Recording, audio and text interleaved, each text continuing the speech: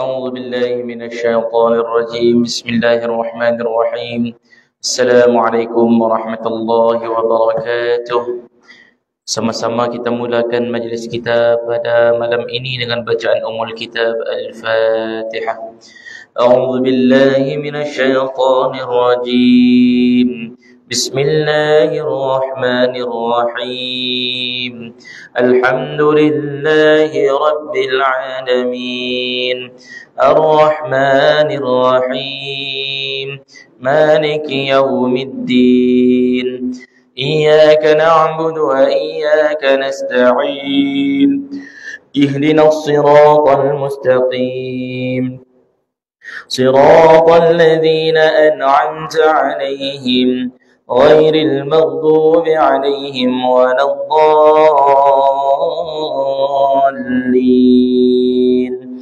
آمين. Teruskan dengan bacaan suratul Kahfi. Bismillahirrahmanirrahim.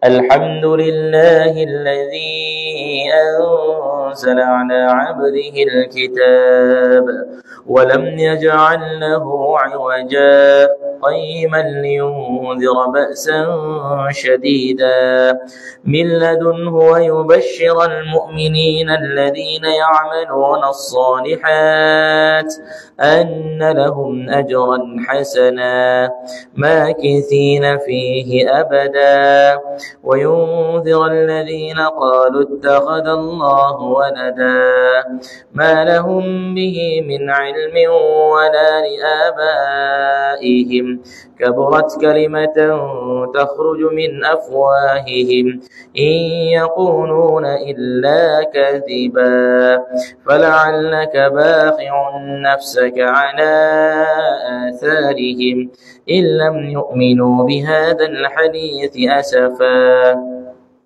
إنا جعلنا ما على الأرض زينة لها لنبلوهم أيهم أحسن عملا وإنا لجاعلون ما عليها صعيدا جرزا أم حسبت أن أصحاب الكهف والرقيم كانوا من آياتنا عجبا إذ أوى الفتية إلى الكهف فقالوا ربنا آتنا من لدنك رحمة وهيئ لنا من أمرنا رشدا الذين كانت أعينهم في غطاء عن ذكري وكانوا لا يستطيعون سمعا أفحسب الذين كفروا أن يتخذوا عبادي من دوني أولياء إنا أعتدنا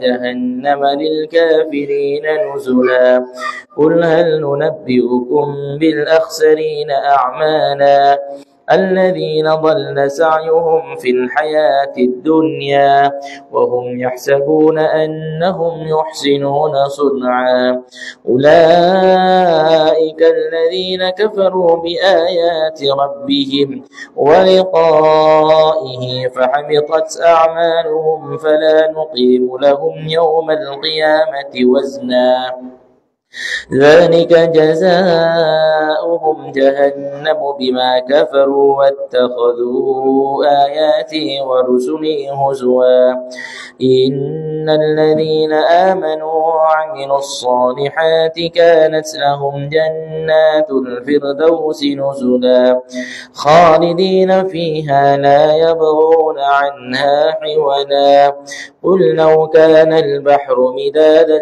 لكلمات ربي لنفد البحر قبل أن تنفد كلمات ربي ولو جئنا بمثله مددا قل إنما أنا بشر مثلكم يوحى إلي أنما إلهكم إله واحد فمن كان يرجو لقاء ربه فليعمل عملا صالحا ولا يشرك بعبادة ربه أحدا صدق الله العظيم.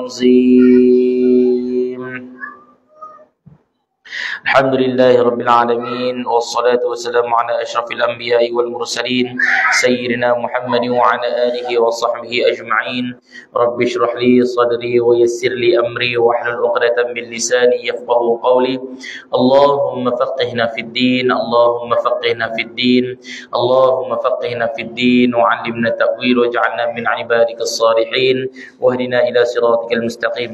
Alhamdulillah, pertama-tama dan selamanya marilah sama-sama kita merafakkan rasa kesyukuran kita kepada Allah Subhanahu wa taala kerana di atas limpahan dan kurniaan rahmatnya dapat sama-sama kita berada di tempat yang mulia menunaikan kewajipan solat fardu maghrib secara berjemaah, dan alhamdulillah juga kita dapat sama-sama diberikan kelapangan waktu untuk berada dalam majlis ilmu yang merupakan taman-taman syurga. Moga-moga Allah Subhanahu wa taala mengurniakan keberkatan dalam hidup kita insya-Allah. Hadirin yang dimuliakan Allah Subhanahu wa taala, kita sudah masuk ke dalam hadis yang ke-20. Hadis yang ke-20 yang membawa kepada tajuk masa akan menjadi singkat. Haddatsana Abbas ibnu Muhammadin Duri qala haddatsana Khalid ibn Mukhlad qala haddatsana Abdullah ibn Umar al-Umari an Sa'd bin Sa'id al-Ansari an Anas ibn Malik qala Rasulullah sallallahu alaihi wasallam لا تقوم الساعة حتى يتقارب الزمان فتكون السنة كالشهر والشهر كالجمعة وتكون الجمعة كاليوم ويكون اليوم كالساعة وتكون الساعة كالضرامة بالنار رواه الترمذي. Telah menceritakan kepada kami Abbas bin Muhammad Ad-Duri berkata, telah menceritakan kepada kami Khalid bin Makhlad berkata, telah menceritakan kepada kami Abdullah bin Umar al-Umari daripada Sa'ad bin Sa'id al-Ansari daripada Anas bin Malik radhiyallahu anhu berkata Rasulullah sallallahu alaihi wasallam bersabda, tidak akan terjadi kiamat sehingga masa menjadi singkat, maka setahun dirasa seperti sebulan dan sebulan dirasakan seperti seminggu, dan seminggu dirasakan seperti sehari, dan sehari dirasakan seperti 1 jam, dan 1 jam dirasakan seperti 1 petikan api. Hadis riwayat Tirmizi, hadis status hadis sahih. Hadirin hadirat yang dimuliakan Allah Subhanahu wa taala, hadis ini dapat memberikan kefahaman yang jelas kepada kita bahawa antara tanda-tanda kiamat ini memberikan gambaran kepada kita bahawa masa akan semakin, kita rasakan masa akan menjadi semakin singkat. Setahun seolah-olah seperti sebulan. Dalam hari masuk 2025, sekejap ya. Dah tahu pun apa yang dibuat 2024. Apatah lagi 2020. Tahu-tahu habis 2020. Setiap tahun berlalu begitu pantas. Apatah lagi sebulan seperti rasanya seminggu. Baru je bulan 9 hari tu sudah bulan 10. Tahu-tahu dah lama lagi bulan 11. Semakin rasa, semakin lama semakin masa itu semakin pantas dan cepat berlalu. Seminggu seperti sehari, manakala sehari seperti 1 jam. Manakala 1 jam itu dirasakan seperti 1 petikan api. Ini dapat memberikan kepada kita ada banyak tafsiran dan pandangan ulama yang membolehkan kita melihat untuk sentiasa bermuhasabah, melihat kepada masa yang telah kita luangkan, usia yang telah kita lalui, bukan sahaja bermuhasabah ataupun memperingati usia kita dengan menyambut hari kelahiran semata-mata, manakala hari kelahiran itulah sejelas-jelas peringatan bahawa setiap kali tiba hari kelahiran itu menandakan usia kita semakin berkurang. Jadi itulah perhitungan yang sebenarnya yang hakikatnya sedang berlaku. Bukan usia kita semakin bertambah, hakikatnya usia kita semakin berkurang. Sebab kehidupan kita ni umpama sebiji bateri, 100%. Sekarang kita sudah guna berapa peratus? 30%, 40%. Dan rahsianya itu, kita tidak tahu bateri itu 100% tu berapa dia punya kuantiti. Ada yang 5.000 mah, ada yang 10.000 mah, ada yang 2.000 mah saja. Kalau tengok bateri-bateri telefon kan, oh, ini tahan lama ni, 2 hari nak payah cas. Tu umurnya panjang lah. Ada yang baterinya sekejap saja. Baru buka sekejap, mau habis sudah bateri. Begitulah seumpama usia yang kita lalui, hari demi hari, ketahuilah hari demi hari yang kita lalui itu merupakan pengurangan usia kita. Mana kata kalau kita sudah berusia 30 tahun, 40 tahun, 50 tahun, itulah usia yang telah dihabiskan, yang mana kita tidak tahu berapa lagi tinggal. Tapi yang kita sudah pasti, usia yang kita lalui itulah yang telah kita habiskan, dan usia itulah sepanjang mana kita telah habiskan akan dipersoalkan dan dipertanggungjawabkan kita di hari akhirat kelak. Apakah yang telah kita laksanakan sepanjang usia yang Allah berikan kepada kita? Itu kita sama-sama dapat bermuhasabah. Sebab itu firman Allah Subhanahu wa taala yang mana kita sangat biasa dengar dengan surah ini, surah-surah favorite dia ni kalau macam tarawih, kalau baca ni memang senyum dalam makmum. Surah Al-Asr. Wal 'asr. Innal insana lafi khusr illa alladhina amanu wa 'amilus shalihat wa tawasaw bil haqq wa tawasaw bis sabr. Yang membawa kepada erti demi masa. Sesungguhnya manusia itu dalam kerugian kecuali orang-orang yang beriman dan mengerjakan amal soleh. Mereka pula berpesan-pesan dengan kebenaran serta berpesan-pesan dengan kesabaran. Menurut tafsir Ibnu Katsir dalam surah Al-Asr ini, surah Al-Asr ayat yang pertama, Ibnu Katsir menjelaskan bahawa Allah telah bersumpah dengan masa, menunjukkan bahawa pentingnya masa dalam kehidupan.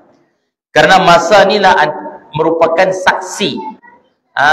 Masa ni menjadi saksi di atas perbuatan kita sepanjang kehidupan kita.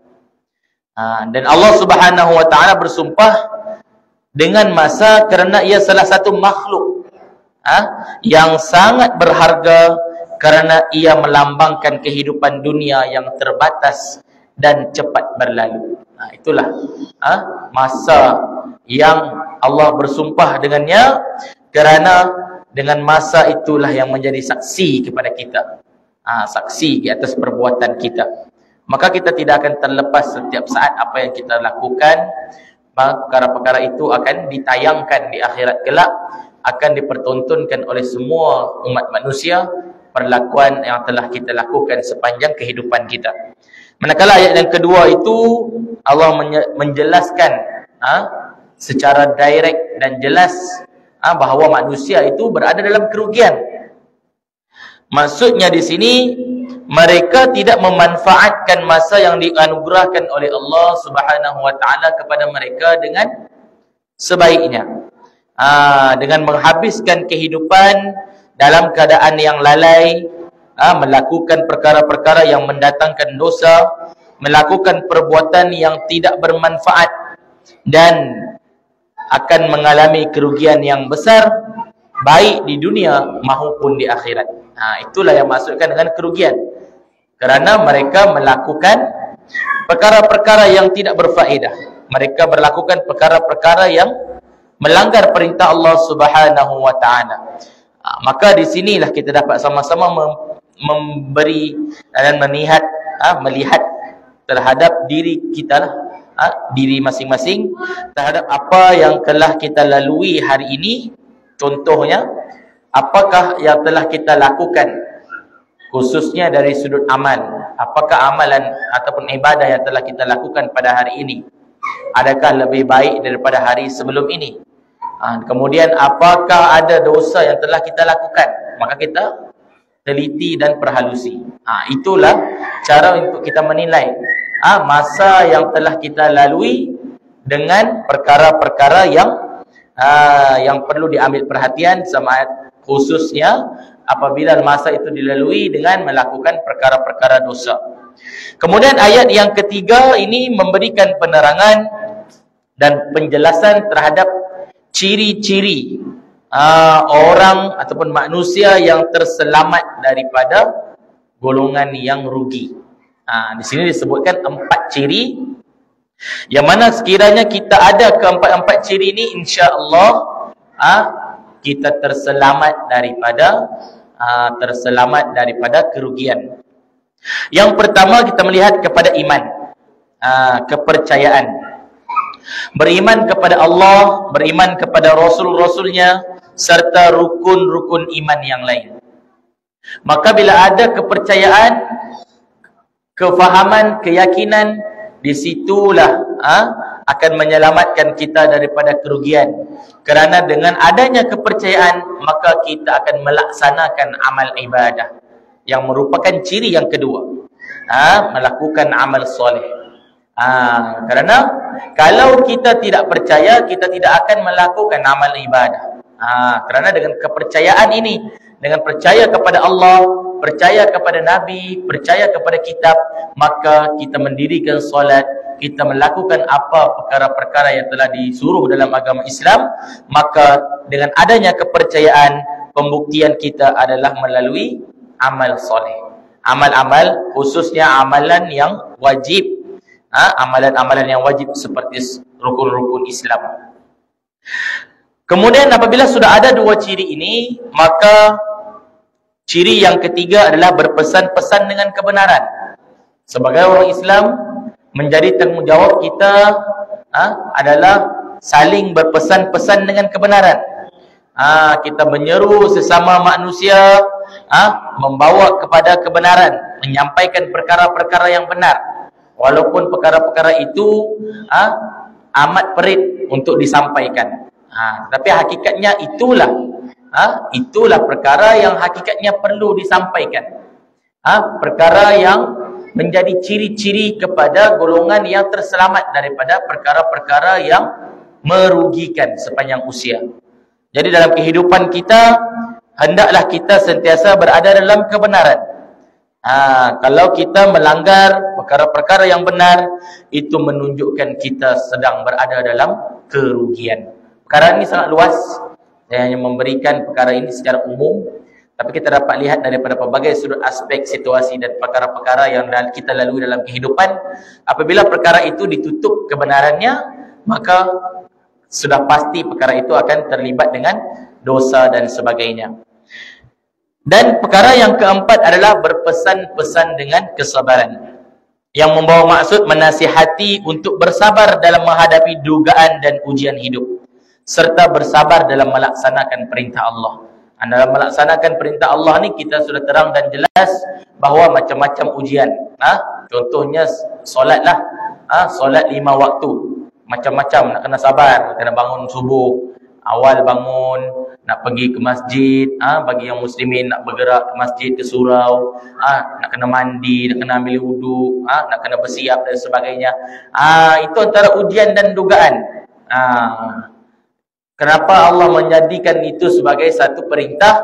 Kerana nak menguji siapakah hamba-hambanya yang beriman, yang terbaik amalnya, yang paling awal datang subuh, yang paling awal bersiap, yang paling awal, apa yang terbaik disebutkan dalam surah Al-Mulk ayat yang kedua. Jadi di situlah sebenarnya ujian dan dugaan. Jadi kita sesama manusia, mungkin dalam keluarga, akan saling memperingati, bangunkan ahli keluarga dan sebagainya. Itulah berpesan-pesan. Dan memang kena bersabarlah.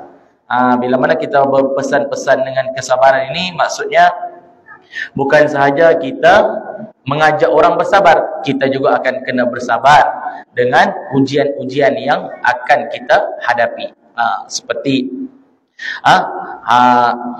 ajakan-ajakan yang tidak diterima dan sebagainya. Itu semua adalah ujian dan dugaan.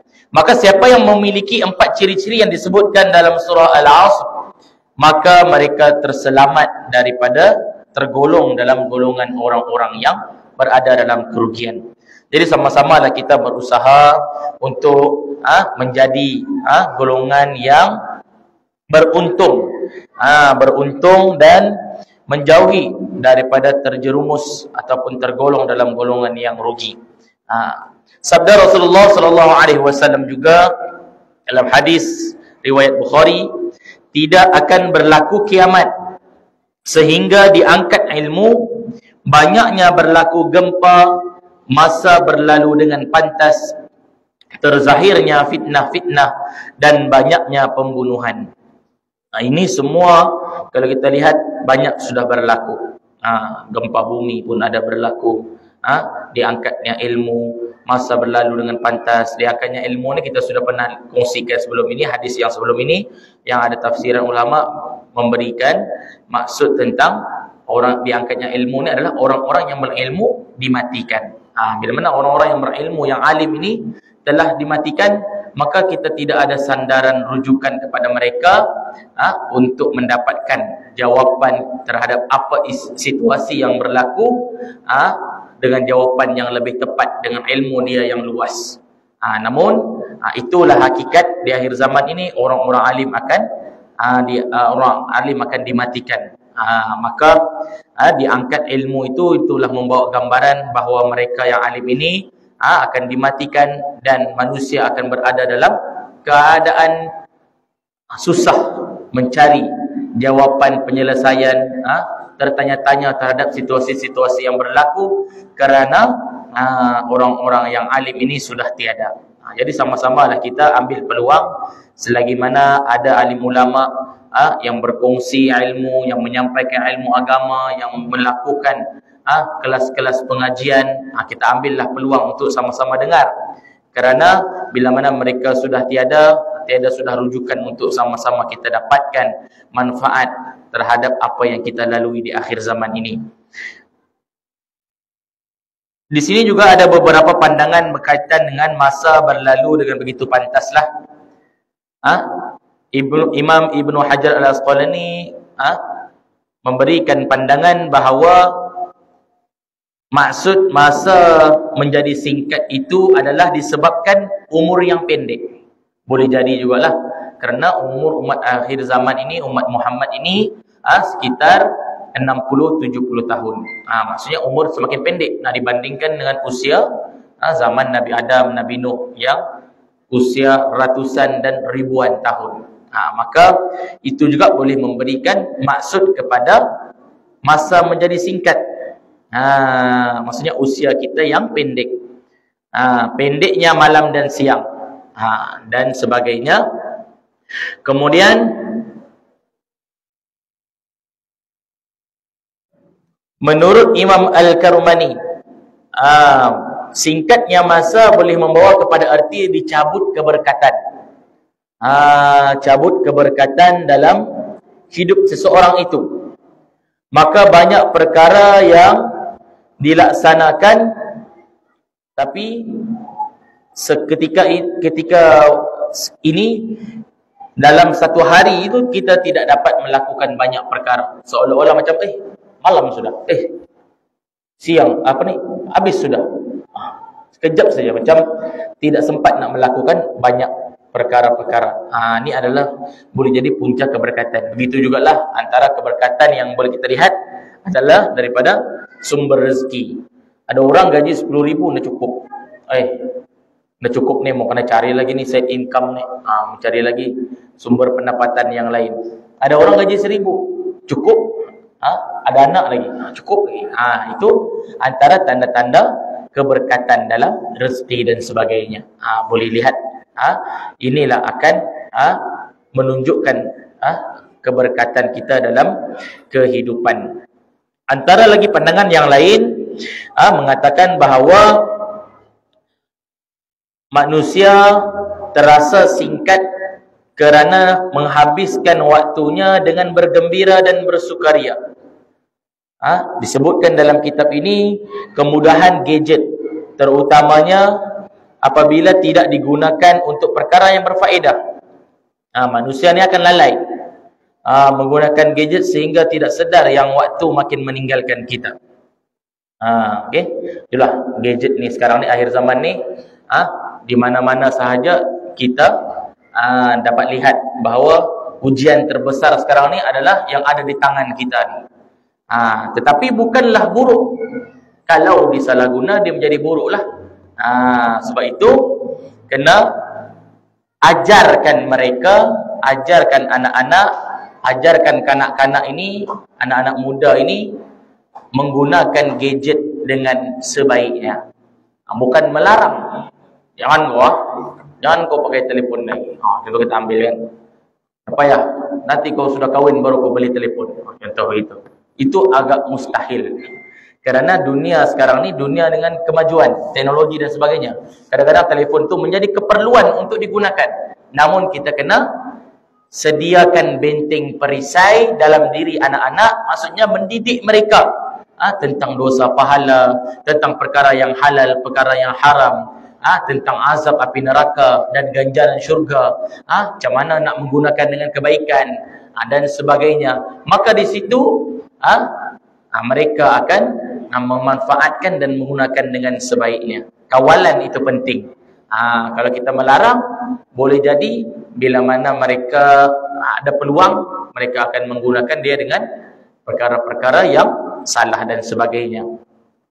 Maka banyak manusia, bukan yang kanak-kanak je lah, yang tidak berapa kanak-kanak pun terlalai juga ni. Kan? Ada masa kita ni, saya sendirilah, tengok di telefon ni sampai tahap nak sedar sudah berlalu masa dengan begitu cepat. Baru you tengok sejam sudah, pukul 2 sudah, contoh kan, pukul 3 sudah. Tapi cuba kalau buka Al-Quran, baru buka kitab, baru a'udzubillah, ada sudah singa menguap. Singa sudah menguap sudah. Baru baca 2-3 ayat, wih lama juga, menghabiskan satu muka surat. Begitu. Cuba kita seimbangkan masa membaca Al-Quran dengan membuka telefon. Kalau boleh seimbangkan, insya-Allah hebatlah. Okay? Kira masa kat telefon, kita kira masa. Hari ni aku tengok telefon 3 jam. Okay, baca Quran 3 jam. Susah sikit lah. Sebab itu inilah dapat memberikan gambaran dan peringatan kepada kita bila mana kita lalai maksudnya kita menggunakan gadget ini dengan cara yang tidak berfaedah. Tetapi kita gunakan ni untuk urusan kerja. Tambahan lagi dalam ni kita membaca perkara-perkara yang bermanfaat, mendengar ceramah, apalagi membaca Al-Quran, membaca hadis, melihat perkongsian-perkongsian bermanfaat dalam kehidupan dan sebagainya. Maka perkara itu tidaklah dikatakan lalai. Cuma jangan sampai melangkaui perkara-perkara yang wajib. Contoh yang bagus ini dengar ceramah, ataupun bagus ini baca Quran, lalu tertinggal semayang, contohlah kan. Benda yang bagus tetapi kena lihat kepada keadaan. Maksudnya dalam realiti keadaan masa, mana yang wajib, mana yang menjadi keperluan utama, kita kena laksanakan terlebih dahulu dan sebagainya. Namun perkara itu lebih-lebih lagi lah jauh nak dibandingkan dengan penggunaan yang tidak berfaedah. Maka disebutkan dalam kitab ini, waktu yang sepatutnya digunakan adalah untuk beribadah, mengkhatamkan Al-Quran, membaca bahan-bahan ilmiah, dan motivasi diri habis begitu sahaja. Perkara-perkara yang sepatutnya untuk menambahkan ilmu, cukupkan ilmu, khususnya ilmu fardu ain, memanfaatkan masa kita untuk membaca Al-Quran, Antara yang ruginya manusia ni, hari demi hari yang dia lalui, dia lalui hari demi hari tanpa membuka Al-Quran, tanpa membaca kalam-kalam Allah Subhanahu wa taala. Itu menunjukkan bahawa mereka ni sangat-sangat rugi. Maka kita janganlah jadi manusia yang rugi. Sekurang-kurangnya kita bacalah Al-Quran. Kata guru saya, paling kurang pun satu hari bacalah 1 juzuk. Banyak 1 juzuk. Maksudnya sebulan khatam lah. Kalau bulan Ramadan boleh ni, boleh buat. Siap 2 kali khatam boleh. Tapi bulan-bulan yang lain ada susah sikit. Tapi itulah benda ni kita boleh laksanakan bila kita istiqamah. Istiqamah. Makna kata kita lakukan itu dengan berterusan. Memang pada peringkat awalnya kita akan rasa berat dan sukar. Macam sekarang lah tuan-tuan semua datang ke masjid, datang ke surau, hari-hari boleh datang. Macam mana di peringkat permulaan? Macam-macam ujian. Balik kerja penat kan berehat di sofa, kan duduk-duduk kerja, baru kan mandi. Tapi bila dah jadi rutin, paksa diri, kenapa aku pergi ke masjid lah. Sekurang-kurangnya inilah saham aku di akhirat. Datang. Lama-lama biasa sudah. Macam rutin harian sudah.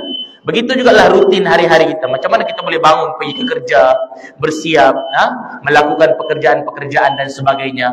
Kerana itu dah menjadi rutin. Begitulah juga dengan amal ibadah. Amal ibadah ini akan menjadi mudah dan boleh dilaksanakan sekiranya kita jadikan ia sebagai rutin. Maka sama-samalah kita mengambil peluang untuk meningkatkan amal ibadah supaya kita punya masa yang kita lalui ini yang semakin lama semakin berkurang, bukan bertambah. Lama sudah ni, lama sudah masaku hidup 50 tahun. Bukan, dah kurang 50 tahun. Tapi tinggal berapa tu kita tidak tahu. Jadi kita kena ambil manfaat dan membuat persediaan, kerana masa yang kita lalui inilah akan kita jawab, yang menjadi saksi kepada kita di akhirat kelak. Khususnya saya memperingati diri saya sendiri berkaitan dengan bacaan Al-Quran. Bacaan Al-Quran ni sudah tidak menjadi, bukan lagi budaya lah, sudah menjadi perkara yang janggal. Kita tengok di bas-bas sekolah, kita tengok di kelas-kelas. Kalau bukan kelas agama, kelas Quran memang nak buka Al-Quran. Betul kan tidak? Kalau kelas Al-Quran pun mau dipaksa tu. Pergi ambil wuduk cepat. Mau baca Quran, dia buat lambat-lambat, ambil wuduk. Habis sudah masa, baru buka Quran. Dia jadi benda yang pelik. Kalau kita nampak ada seorang budak baca Quran dalam masa lapangnya, memang hebatlah. Kerana itu merupakan perkara yang sangat-sangat pelik. Kita tengok di bas-bas, duduk menunggu bas baca Quran. Itu adalah perkara yang sebenarnya sepatutnya benda itu bagus, tapi jadi pelik. Kalau buat tu mesti akan di label dengan macam-macam nama lah. Orang alim ni, ustaz ni, dia ni kadang-kadang diberikan panggilan-panggilan ataupun diperli lagi kerana membaca Al-Quran. Kerana apa? Menunjuk-nunjuk ni baca Quran dan sebagainya. Tapi benda itulah sebenarnya yang perlu kita budayakan. Ada masa lapang, menunggu kawan, menunggu waktu solat. Apa saja perkara yang kita ada ruang, kita ambil untuk membaca Al-Quran. Dan membaca Al-Quran ini adalah salah satu amalan yang sangat-sangat dituntut. Kerana dengan membaca Al-Quran ni kita akan dapat memahami. Dengan membaca Al-Quran kita ambil peluang untuk melihat apa yang disampaikan. Boleh jadi hari itu kita baca Al-Quran, kita baca terjemahan dia, boleh jadi Allah memberi jawapan kepada masalah yang kita lalui ketika itu. Berkaitan dengan masalah harta ke, masalah rumah tangga ke, masalah apa sahaja, Allah memberi jawapan. Apa yang berlaku sekali kita baca ayat tentang orang bujang, baca-baca ayat tentang nikah. Ni Allah bagi gambaran suruh bernikah sudah ni. Contohlah kan. Kerana benda-benda itulah sebenarnya cara Allah nak sampaikan, memberi panduan kepada kita. Dan kita memang sedia maklum Al-Quran ni merupakan panduan kepada kita yang jelas untuk kita jadikan ia dalam pedoman dalam kehidupan kita. Jadi semoga-moga kita semua mendapat pemeliharaan daripada Allah Subhanahu Wa Taala untuk mudah kita melakukan amal ibadah, khususnya dalam pembacaan Al-Quran. Kepada yang belum lagi mahir menguasai ilmu-ilmu tajwid, bacaan Al-Quran, ambillah peluang, carilah guru-guru untuk mempelajari Al-Quran. Kerana amat rugi bila mana kita akhiri hidup kita dalam keadaan kita tidak pernah dan kita tidak tahu membaca Al-Quran, sedangkan kita seorang Islam. Jadi tidak kiralah usia muda ke, sudah lanjut ke, selagi ada nyawa yang ada dalam tubuh kita ni, ambillah peluang untuk belajar dan terus belajar, membaca Al-Quran, mempelajari tajwid Al-Quran dan sebagainya, sebagai usaha untuk kita mendekatkan diri kepada Allah dan mengenali panduan hidup yang sebenar. Itu yang paling penting dalam kehidupan kita. Dan moga-moga kita terselamat daripada ujian akhir zaman. Aqulu qawli hadha wa astaghfirullahal azim li wa lakum. Assalamualaikum warahmatullahi taala wabarakatuh. Kita tangguh dengan bacaan tasbih kafarah dan suratul Asr. Subhanakallahumma bihamdika asyhadu an la ilaha illa anta astaghfiruka wa atubu ilaik. Bismillahirrahmanirrahim. Wal 'asri innal insana lafi khusr illa alladhina amanu wa 'amilus solihat wa tawassaw bil haqq wa tawassaw bis sabr.